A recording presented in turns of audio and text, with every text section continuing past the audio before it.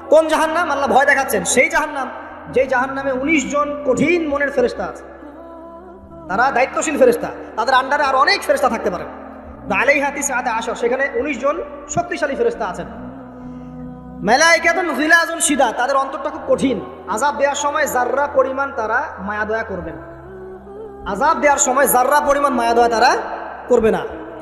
কবরে যখন ফাসেক, জালেম, কাফের, মুশরিককে পিটানো হবে, তখন কি কেউ মায়া দয়া করবে? তখন যদি বলে ব্যথা পাচ্ছি, তাহলে কি তারা আযাব দেওয়া বন্ধ করে দেবে? শোনেন, সূরা মুমিন নামে একটা সূরা আছে। কোন সূরা?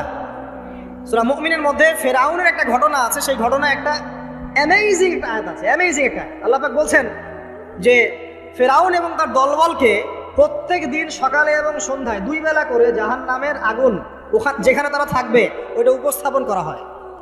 কথা বুঝতে পারছেন না? ফেরাউন এবং তার দলবলকে প্রত্যেক দিন সকাল সন্ধ্যা জাহান্নামের চিরস্থায়ী আবাস কোনটা হবে এটা উপস্থাপন করে দেখানো হয়। তো এই যে বিষয়, আল্লাহ পাক বলছেন যে তুমি নিজে জাহান্নামের আগুন থেকে বাঁচো, তোমার পরিবারবর্গকে বাঁচাও। কোন জাহান্নাম? যেখানে কঠিন মনের ফেরেশতা আছে। এখন আমরা আগে দেখব কোরআন থেকে যে এখানে এরকম পরিবার কোথায়, যে পরিবারগুলো জান্নাতের টুকরা। তো ওমর রাদিয়াল্লাহু আনহু থাকলে এখন তার হাতে লাঠি থাকতো একটা। উনি কেমন মানুষ ছিলেন জানেন? আপনাকে দেখাচ্ছিলাম। আমিরুল মুমিনিন তিনি আসছেন হেঁটে হেঁটে, একজন ব্যক্তি উট নিয়ে যাচ্ছে। উটের পিঠে বোঝা দিয়েছে, বেশি বোঝা।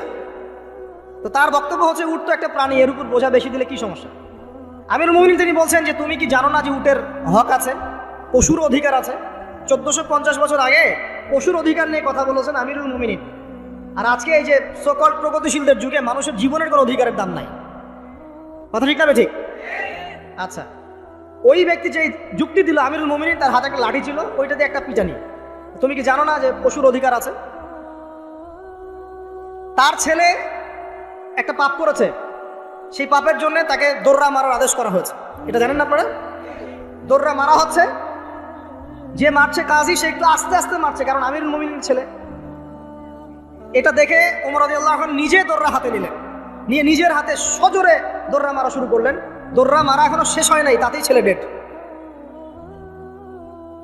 যে কোনো সভ্যতার বই পড়েন, ইতিহাস বলেন, সংস্কৃতি বলেন, অর্থনীতি, রাজনীতি, যে কোনো টপিকের বই পড়ে শেষ করে ফেলেন, ওমর রাদিয়াল্লাহু আনহুর খেলাফতের মতো স্বর্ণযুগ আপনি পাবেন না। পাবেন? ওই তারা কিভাবে এই স্বর্ণযুগটা মানে অর্জন করেছিল? একটাই মানে কারণ, ইসলামী অনুশাসনের তাবেদারি করা, কঠোরভাবে ইসলামী অনুশাসনের তাবেদারি করা। তখন কি আপনি ওই সভ্যতা এবং সমাজ পাবেন। আল্লাহ পাক আমাদেরকে বোঝার তৌফিক দেখ, আমিন। তো কোরআনে আসেন, আমরা দেখি কিছু এক্সাম্পল দেখি। 1 নম্বর এক্সাম্পল দিচ্ছি, আদম এবং হাওয়া আলাইহিস সালাম, তারা একটা পরিবার না? আচ্ছা, তাদেরকে আল্লাহ পাক ফল খাওয়ার কারণে জান্নাত থেকে নামিয়ে দিলেন না? এই ফলটা খাওয়ার ব্যাপারে, এই গাছের কাছে যাওয়ার ব্যাপারে তাদেরকে উৎসাহিত করেছিল কে? ইবলিস। ইবলিস বলেছিল যে হাল আদুল্লুকা আলা শাজারাতিল খুলদি ওয়া মুলকিন লা ইয়াবলা, হে আদম এবং হাওয়া, আমি কি তোমাদেরকে এমন গাছের সন্ধান দিব না যে গাছের কাছে গেলে তোমরা চিরস্থায়ী হয়ে যাবে এবং বিশাল রাজত্বের অধিকারী হবে?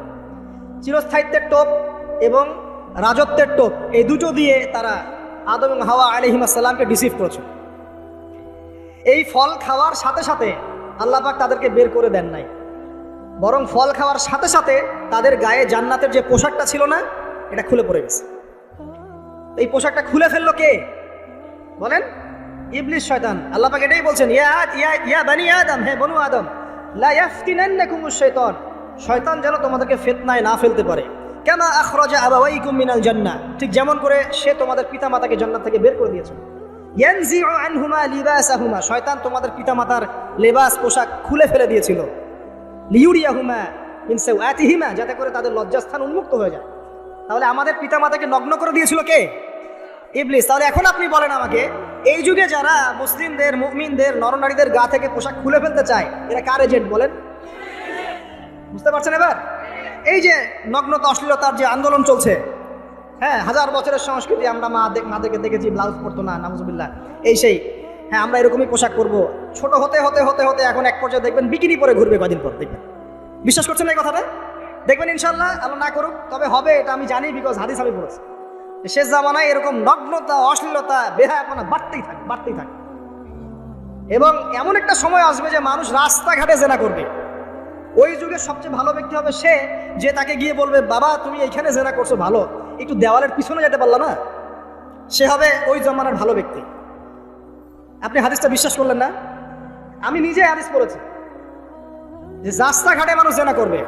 তো এই যে নগ্নতা, অশ্লীলতার যে সংস্কৃতি চলছে না, এই কাপড় খুলে ফেলার যে ট্রেন্ড এবং রেভলিউশনের দিকে মানুষ যাচ্ছে এখন, মেয়েরা স্পেশালি, এরা নিঃসন্দেহে মানুষ শয়তান, নিঃসন্দেহে। কারণ ওই যে শয়তান আমাদের পিতামাতার কাপড় খুলে ফেলেছিল, এরা তার এজেন্ট। এরা আমার বোনের গা থেকে কাপড় খুলতে চায়, এরা আপনার স্ত্রীর গা থেকে কাপড় খুলতে চায়, এরা আপনার মায়ের গা থেকে কাপড় খুলতে চায়। আমি বলতে চাই এটা স্বাধীনতা। আরে বোকা মানুষ, এই পৃথিবীতে মানুষ স্বাধীন নয়, এই পৃথিবীতে কোনো মানুষই স্বাধীন নয়। মানুষ কিভাবে স্বাধীন হতে পারে? এখানে পৃথিবীতে যতদিন থাকবে মানুষ আল্লাহর দাসত্বের মধ্যে থাকবে।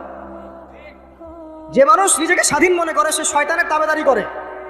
এই পৃথিবীতে কোনো মানুষই স্বতন্ত্র স্বাধীন নয়, বরং আল্লাহ পাকের দাসত্বের অধীনে সে পরাধীন। মানুষ বুঝতে চায় না যে স্বাধীনতার ডেফিনেশন কি। আল্লাহ পাকের রুলস এবং রেগুলেশনস মেনে চললে পরে আমি তখন স্বতন্ত্র স্বাধীন, আল্লাহর দাসত্বের অধীনে, দাসত্বের বাইরে গিয়ে নয়। আর আল্লাহ পাকের দাসত্বের 5 পয়সা পরোয়া না করে নিজেকে যদি স্বাধীন মনে করে, সে তো শয়তানের চেলা। কথা কি বুঝতে পারছেন? আসেন, এই যে আমাদের পিতামাতাকে ওখান থেকে নামিয়ে দেওয়া হলো, তারা দুজন কিন্তু এই পৃথিবীতে যে কষ্টের জীবন তারা কিন্তু একসাথে অতিবাহিত করছে, করেন নাই? তো এই যে কষ্ট দুঃখ একসাথে পথ চলা, স্বামী স্ত্রীর এই যে একটা বন্ধন, মায়াবী একটা হৃদ্যতার বন্ধন, এটাই হচ্ছে পরিবারের ভিত্তি। আমি আদর্শ পরিবারের দিকে যাচ্ছি আস্তে আস্তে ইনশাআল্লাহ। কোরআন থেকে আপনাকে কয়েকটা দলিল দিচ্ছি। এবার দেখবেন তাদের সন্তান হাবিল কাবিল, ওই যে কি হলো, কাবিল হাবিলকে, করেন নাই? কাবিল হাবিলকে হত্যা করলো। এখানে হত্যার মূল কারণ কি ছিল? হিংসা। কাবিলের কোরবানি কবুল হচ্ছে না, হাবিলেরটা হচ্ছে। তার মানে বুঝলাম পৃথিবীতে ফাসাদ ছড়িয়ে পড়বে, পরিবারে ফাসাদ ছড়িয়ে পড়বে, আর অন্যতম একটা কারণ হচ্ছে ঈর্ষা বা হিংসা। আসলে ঈর্ষা হিংসা এক জিনিস নয়, এখানে মূল কারণ হচ্ছে হিংসা। তো আমাদের পরিবার জান্নাতের টুকরা হবে ইনশাল্লাহ যদি স্বামী স্ত্রীর মধ্যে হিংসা না থাকে, পরিবারের সদস্যদের মধ্যে পরশ্রী কাতরতা না থাকে। একটু মনোযোগ দেন। তারপরে সামনে যান, ওই যে নূহ আলাইহিস সালামের নাম শুনেছেন? আচ্ছা, কত বছর দাওয়াত দিয়েছেন বলেন? এই তো মাশাআল্লাহ 950 বছর। 950 বছর দাওয়াত দেওয়ার পর 40 বা 80টা পরিবার ইসলাম কবুল করেছে। বাকিরা আল্লাহ পাকের গজবে ডুবে গেছে। এখন ডুবে যাওয়ার মধ্যে কি তার ছেলেও ছিল না? নূহ আলাইহিস সালাম আল্লাহকে বলছেন, আল্লাহ ইন্নাহু মিন আহলি, সে আমার পরিবারের একজন, তাকে হেফাজত করে বাঁচাও, আল্লাহ মাফ করে দাও। আল্লাহ পাক বলছেন লাইসা মিন আহলিক, সে তোমার পরিবারের কেউ না। এখান থেকে আরেকটা দলিল দেই, লুত, কমে লুতের নাম শুনেছেন? মানে সমকামী, ছেলে ছেলে বিয়ে করে, যেটা এখন ছড়িয়ে পড়ছে দিন দিন। প্রতি 10 জনের মধ্যে নাকি একজন এখন মনে করে যে ছেলে ছেলে বিয়ে করা যায়। নাউজুবিল্লাহ। এবং এর এই সভ্যতাটা ধারক বাহক হচ্ছে পশ্চিমারা। ওখানে অনেক আগেই এগুলো চালু হয়ে গেছে। আমেরিকাতে তো চালু আছে, ব্রিটেনে আছে, কানাডায় আছে, অস্ট্রেলিয়া আছে, আমাদের ভারতেও আছে। আর দিন দিন এখন এটাই যে আমাদের সাবকন্টিনেন্ট বাংলাদেশ, এখানেও ঢুকে পড়েছে। এবং এদের সংগঠন আছে, এদের পতাকা আছে, পতাকার মধ্যে রংধনুর সাইন আছে। হ্যাঁ, এরা এখন বাক স্বাধীনতার কথা বলে। তো ছেলে ছেলে বিয়ে করতো, এটাও কোরআনে পেয়েছি, কিন্তু মেয়ে মেয়েও যে বিয়ে করে এটা কোরআনে পাই না। এখন দেখছি মেয়ে মেয়েও বিয়ে করে। কথা কি বিশ্বাস করছেন না? মেয়ে মেয়ে পর্যন্ত বিয়ে করে। তারপরে আরো দেখেছি ইদানিং যে লিভ টুগেদার চলছে বাংলাদেশে। এখন বিয়ের দরকার নেই, একসাথে থাকবেন, বিয়ের দরকার নেই, মানে আপনি একজন বান্ধবী একসাথে চলবেন স্বামী স্ত্রীর মতো, এটা লিভ টুগেদার। বলবে যে উন্নত সভ্যতার এগিয়ে গেছে, আমরা পিছিয়ে থাকবো কেন? শোনো, তোমরা আগাচ্ছ ঠিকই, তোমরা আগাচ্ছ কোন দিকে জানো? তোমরা আগাচ্ছ জাহান্নামের দিকে। তোমরা জাহান্নামের দিকে আগাচ্ছ, তোমরা ঠিকই আগাচ্ছ, অস্বীকার করছি না। তোমরা এগিয়ে যাচ্ছ ঠিকই, বাট জাহান্নামের দিকে।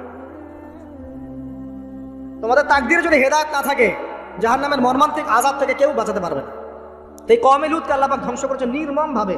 ফেরেশতাদের পাখা দিয়ে পুরো জাতিটাকে তুলে, ওই যে কওমে লূত, জর্ডান, ডেড সি, ওই জায়গাটা, উপর থেকে পাথর বর্ষণ করে রজম করে উল্টা দিকে আবার দফন করে দেওয়া হচ্ছে। এই কওমে লূতের নবীর নাম ছিলেন লূত আলাইহিস সালাম, ঠিক আছে? তার স্ত্রী পর্যন্ত কিন্তু ঈমান আনেন নাই, ঠিক নূহ আলাইহিস সালামের স্ত্রীর মতোই। নূহ আলাইহিস সালামের সন্তান স্ত্রী ঈমান আনে নাই, লূত আলাইহিস সালামের স্ত্রী ঈমান আনেন নাই। এবার এখান থেকে আমাদের পারিবারিক হেদায়েতটা কি বলেন?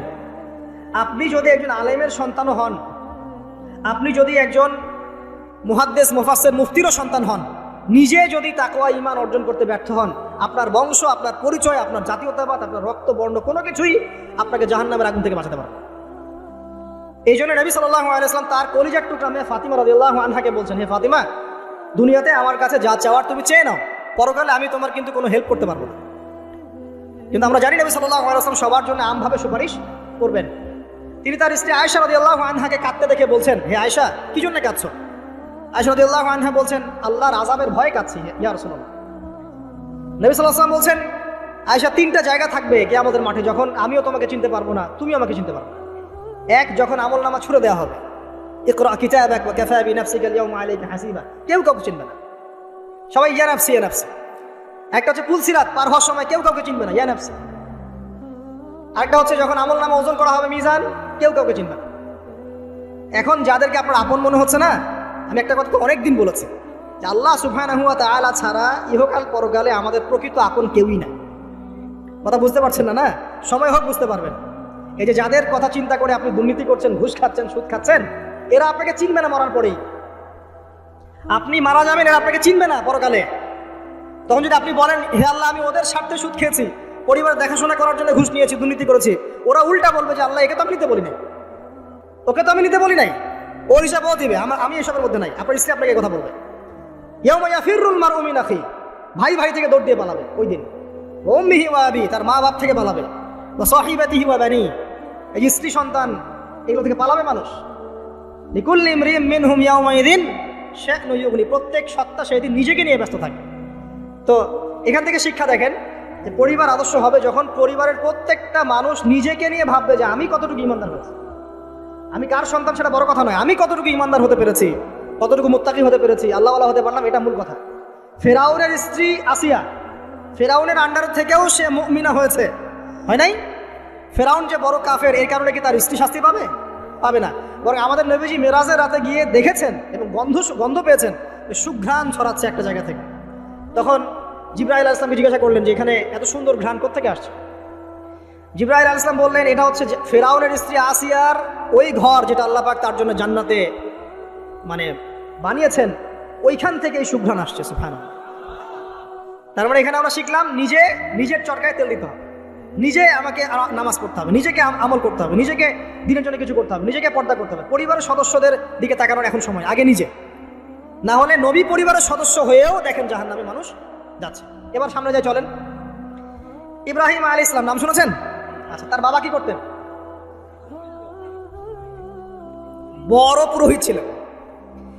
আর যেখানে শিরক সেখানেই দেখবেন ইব্রাহিম, যেখানেই কুফর সেখানেই মুহাম্মদ সাল্লাল্লাহু আলাইহি ওয়াসাল্লামের জন্ম হয়, এটাই নিয়ম। তো সেখানে আল্লাহ পাক জন্ম দিলেন ইব্রাহিম আলাইহিস সালামকে, যিনি তার পিতাকে নসিহত করছেন, আব্বা তুমি কেন লিমা তা'বুদু, তুমি কেন এমন এক সত্তার ইবাদত করো, মা লা ইয়াসমাউ, যে শুনতেও পারে না, ওয়ালা ইউবসিরু, সে দেখতেও পারে না, ওয়ালা ইউগনি আনকা শাইআ, সে তোমার কোনো উপকারও করতে পারে না, ক্ষতিও করতে পারে না। ইভেন তোমার স্ট্যাচুর গায়ে একটা মাছি যদি বসে, এটাকে সে নিজে সরাতেও পারে না, তার কোনো ক্ষমতা নাই। এখন তুমি কেন বাবা এর ইবাদত করছো? ইব্রাহিম আলাইহিস সালাম বলছেন। তখন তার বাবা বলছেন, আনতা রাগিবুন আন আলিহাতিনা ইয়া ইব্রাহিম, হে ইব্রাহিম, তুমি কি আমাদের এই উপাস্যতা থেকে মুখ ফিরাচ্ছ? যদি তুমি ফিরে না আসো তাহলে আমি তোমাকে বাসা থেকে বের করে দেব, তোমার মাথা পাথর দিয়ে মেরে ফাটিয়ে ফেলবো। তো ইব্রাহিম আলাইহিস সালাম তর্ক করলেন না, বললেন সালামুন আলাইক, আপনার উপর শান্তি বর্ষিত হোক। এই বলে তিনি বাসা থেকে বের হয়ে গেলেন। খেয়াল করে দেখেন, যুবক ছেলে ইব্রাহিম, সে তার পিতাকে দাওয়াত দিল, তার পিতা একজন বড় শিরকের কারিগর, যে তার দাওয়াত কবুল করলো না।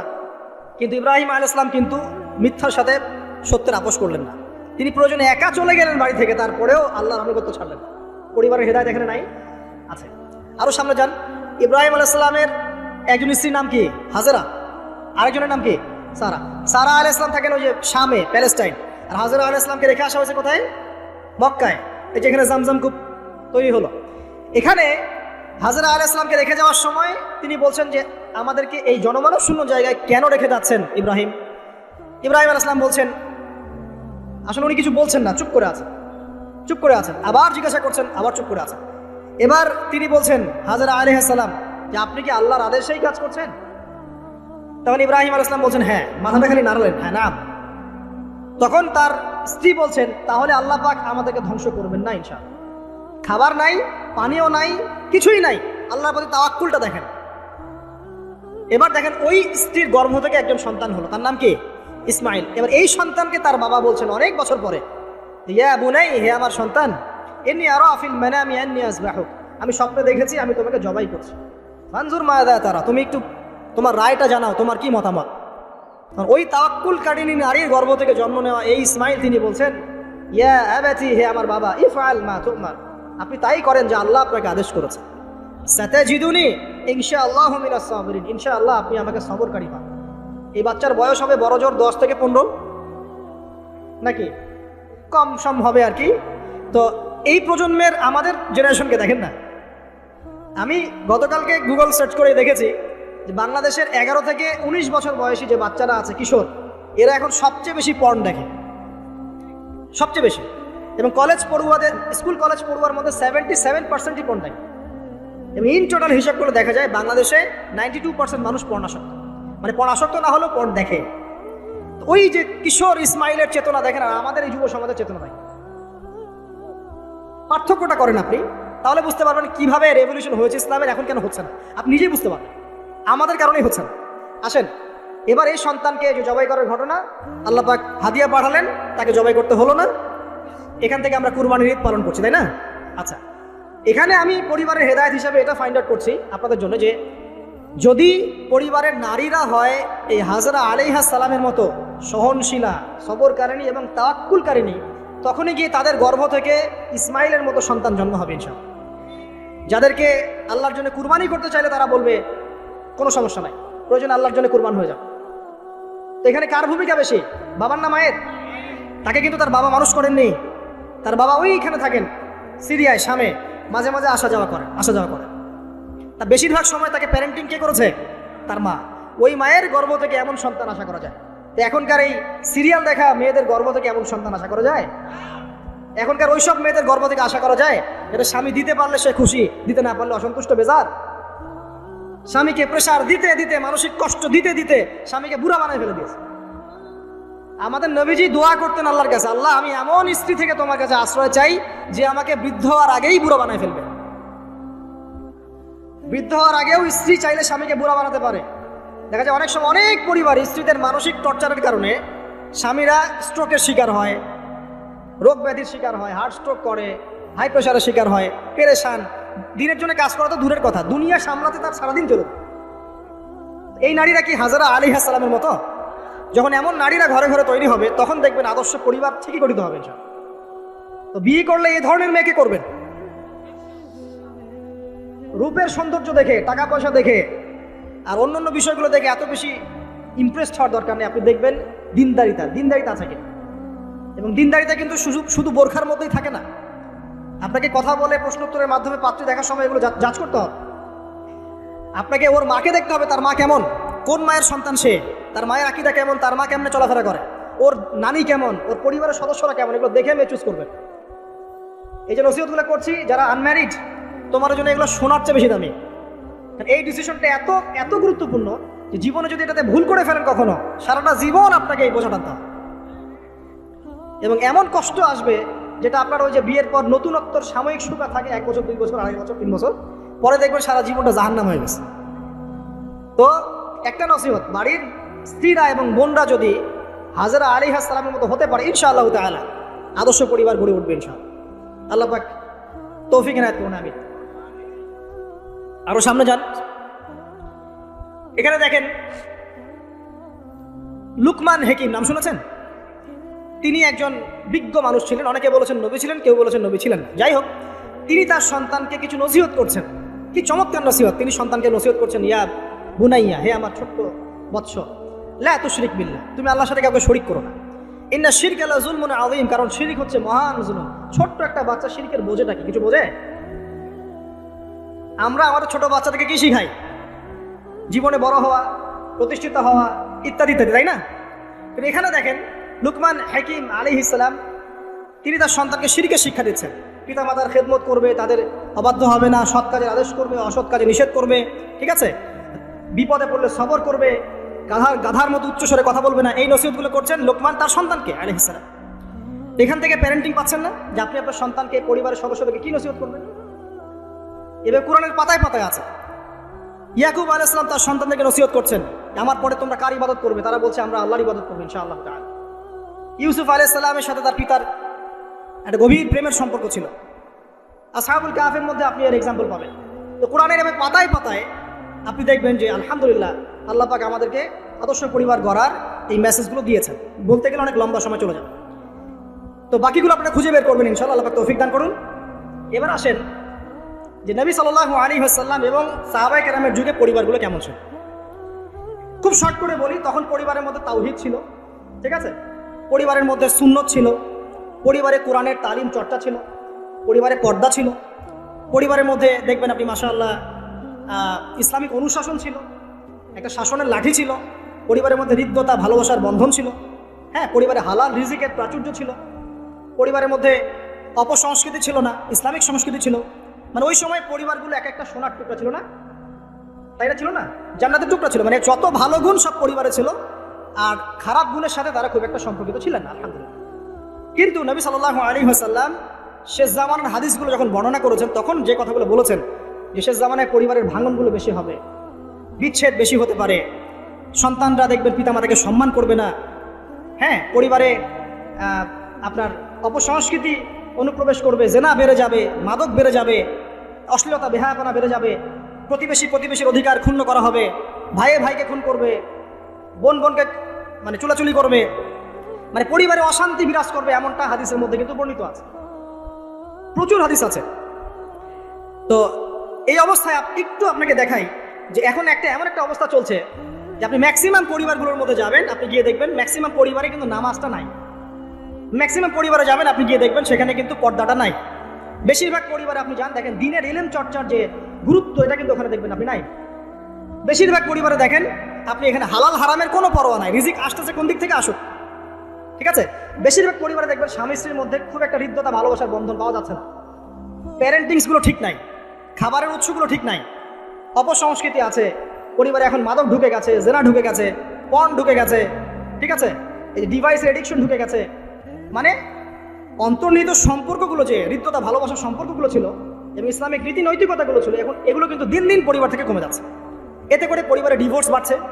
যেমন প্রতি 1 ঘন্টায় ঢাকায় একটা করে ডিভোর্স, মানে প্রতি 24 ঘন্টায় 24টা ডিভোর্স ঢাকায় হয়, এবং আমেরিকার মতো কান্ট্রিতে প্রতি 13 সেকেন্ডে একটা করে ডিভোর্স হয়, ঠিক আছে। দেখা যায় গড়ে প্রতিদিন, এই বিশ্বে গড়ে প্রতিদিন 29 জন মানুষ আত্মহত্যা করছে এখন ফ্রাস্ট্রেটেড হয়ে, পারিবারিক কলহের শিকার হয়ে। দেখা যায় গড়ে প্রায় 30 to 40% মেয়ে এখন পারিবারিক সহিংসতার শিকার হচ্ছে, যৌতুকের কারণে, আপনার পরকীয়ার কারণে। পরকীয়ার কথা তো বলতেই ভুলে গেছে যে ম্যাক্সিমাম পরিবার এখন পরকীয়া চলছে, স্বামী স্ত্রী কিনে সন্তুষ্ট না, স্ত্রী স্বামী কিনে সন্তুষ্ট না, দেখবেন পরকীয়া এটা কমন হয়ে যাচ্ছে।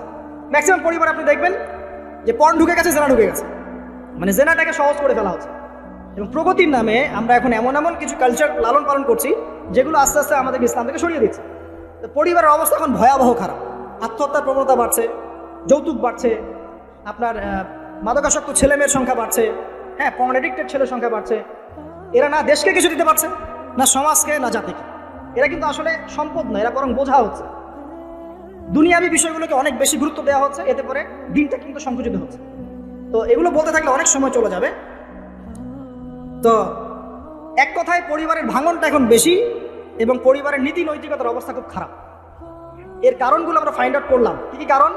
1 নাম্বার ধরেন কোরআনের তালিম চর্চা উঠে যাওয়া, তাওহীদ উঠে যাওয়া, শিরিকের অনুপ্রবেশ, সুন্নত উঠে যাওয়া, বেদাতগুলো ঢুকে যাওয়া, পরিবারে হারাম রিজিক ঢুকে যাওয়া, পরিবারের কর্তাদের নীরব ভূমিকা, হ্যাঁ, পরিবারে হাজরা আলাইহিস সালামের মতো মা না থাকা, পরিবারে খাদিজা রাদিয়াল্লাহু আনহার মতো স্ত্রী না থাকা, অনেক কারণ।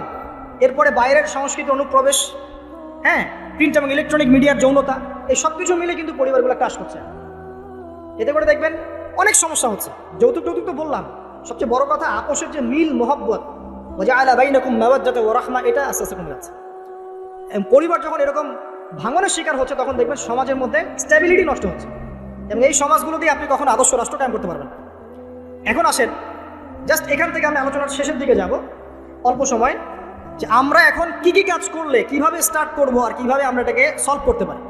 এই সলিউশনটা 2 রকম। 1 নম্বর হচ্ছে যারা অলরেডি পরিবারে ঢুকে গেছেন তাদেরকে অন্য জায়গা থেকে শুরু করতে হবে। মানে যারা অলরেডি পরিবারে ঢুকে গেছেন, আপনাদেরকে তওবা করে ফিরে এসে আবার শুরু করতে হবে। আর যারা পরিবারে এখনো ঢোকেন নাই, আপনারা এখনো সৌভাগ্যবান, এখন থেকে যদি আপনারা এই নসিহতগুলো মেনে চলতে পারেন, ইনশাল্লাহ আপনার পরিবারটা 8-10টা পরিবারের মতো হবে না ইনশাল্লাহ। প্রথমে বলি তাদের কথা যারা পরিবারে ঢুকে গেছি আমরা, তাদের কাজ কি? তাদের প্রথম কাজ হচ্ছে ঠান্ডা মাথায় বিশ্বের পরিস্থিতি, সমাজ দেশের পরিস্থিতিগুলো নিয়ে চিন্তা করা, ঠান্ডা মাথায় যে হচ্ছেটা কি আসলে। যখন দেখবো যে না আসলে ভালো কিছু হচ্ছে না, খারাপ হচ্ছে, তখন আপনার ভুলটা কোথায় সেটা আপনাকে ফাইন্ড আউট করতে হবে। আপনার ভুলটা কোথায় ছিল? আপনি এমন কাউকে বিয়ে করেছেন যে ফ্যামিনিস্ট, আপনি এমন একটা পরিবার গঠন করেছেন যেখানে আপনি কোরআনটা চালু করতে পারেন নাই, সবাই নামাজ পড়ছে না, সবাই পর্দা করছে না, হ্যাঁ, নিয়মিত তালিম হচ্ছে না। এখন আপনার কাজ কি? আগে তওবা করে ফিরে আসেন। ফিরে এসে আপনি জ্ঞান চর্চা শুরু করেন। আপনি যে রোল মডেল হয়ে দেখান, জ্ঞান চর্চা করে, আমল করে, পর্দা করে, ইসলামের জন্য কিছু করে একটা রোল মডেল স্থাপন করে দেখান, দেখিয়ে পরিবারকে আহ্বান করেন যে তোমরাও এদিকে আসো। এবং আপনার যত ক্ষমতা আল্লাহ পাক দিয়েছেন পরিবারে, অর্থনৈতিক ক্ষমতা বা স্বামী হিসেবে ক্ষমতা, বাবা হিসেবে ক্ষমতা, এটা আপনি পরিবারে প্রয়োগ করেন। প্রয়োগ করে পরিবারটাকে লাইনে আনার চেষ্টা করেন। এরপরে চেষ্টা করতে করতে করতে করতে যদি কোনো কাজই না হয় শেষ পর্যন্ত, অ্যাটলিস্ট আপনি আপনার দায়িত্ব পালন করেছেন। এখন তাদের ভার আল্লাহর হাতে ছেড়ে দেন, আপনি আপনার কবরে ফিরে পড়েন। ব্যাস, যার যার হক তাকে তাকে দিয়ে দেন, নিজের হকটা আল্লাহর কাছে চেয়ে নেন। আর দ্বিতীয় হচ্ছে তারা যাদের পরিবার এখনো শুরু হয়নি, আপনারা কিভাবে স্টার্ট করবেন? প্রথমে বলবো জ্ঞান চর্চা এখনই করে নেন, জ্ঞান অর্জনটা এখনই করে নেন। পরিবার গঠন হয়ে গেলে অনেক রেসপন্সিবিলিটি আসবে, তখন ডিফিকাল্ট। তো জেনারেল লাইনের পড়া, ইসলামিক পড়া একটা ব্যালেন্স করেন। আমি বলছি না জেনারেল পড়া ছেড়ে দেন, আমি এটা কখনো বলি নাই। ওটা পড়াশোনা করেন, ইসলামিক পড়াশোনাগুলো করেন, একটা ব্যালেন্স করেন। করে আপনি 5 ওয়াক্ত নামাজ শুরু করেন, আল্লাহ রাস্তায় সময় লাগান, কোরআন তেলাওয়াত করেন, আলেম ওলামার সোহবতে যান, হ্যাঁ, আত্মশুদ্ধিমূলক কাজ করেন, সমাজ কল্যাণমূলক কাজ করেন। পাশাপাশি আরও বলবো যে দিনী কাজে ব্যস্ত থাকেন, ভালো কাজে ব্যস্ত থাকেন। এভাবে নিজের ভিতরটাকে পরিশুদ্ধ করে নেন। এরপর আপনি একটা হালাল রিজিকের চেষ্টা করেন, একটা হালাল পবিত্র রিজিক হোক, সেটা কৃষিকাজ। লজ্জার কিচ্ছু নাই, কৃষিকাজ লজ্জার কোনো প্রফেশন নয়, গর্বের প্রফেশন। কারণ আল্লাহ পাক বহু নবীকে রাখালি করিয়েছেন, পশুপালন করিয়েছেন। জানেন, মুসা আলাইহিস সালামকে আল্লাহ পাক পশুপালন করিয়েছেন 8 বছর 10 বছর। এগুলো কোনো লজ্জার প্রফেশন নয়, এটা গর্বের প্রফেশন। আপনি হালাল রিজিক, অর্থনীতি হোক, আপনার কৃষিভিত্তিক হোক, বা ব্যবসা করেন হালাল কোনো, বা গভর্নমেন্ট জব, বড় বড় গভর্নমেন্ট জবের জন্য ট্রাই করেন, সেটাও ভালো। যদি না পান, বেসরকারি জব পান, আলহামদুলিল্লাহ। খেয়াল রাখবেন, জব করতে গিয়ে, ব্যবসা করতে গিয়ে এবং রিজিকের সন্ধান করতে গিয়ে আপনার নামাজ যেন ছুটে না যায়, আপনার রিজিকে হারাম যেন ঢুকে না যায়, আপনাকে যেন সুদ খেতে না হয়, আপনাকে যেন ফ্রি মিক্সিংয়ে যেতে না হয়, এগুলো খেয়াল রাখেন। খেয়াল রেখে একটা হালাল রিজিকের সোর্স আগে বের করেন। প্রয়োজনে উদ্যোক্তা হন, নতুন কিছু উদ্যোগ গ্রহণ করেন, উদ্যোক্তা হয়ে নিজে কিছু প্রতিষ্ঠা করে দেখান, এমন কিছু করেন। এরপরে আপনি বিয়ের ফিকিরটা করেন, রিজিকের ব্যবস্থাটাকে করে নেন, তারপরে ওইদিকে যান।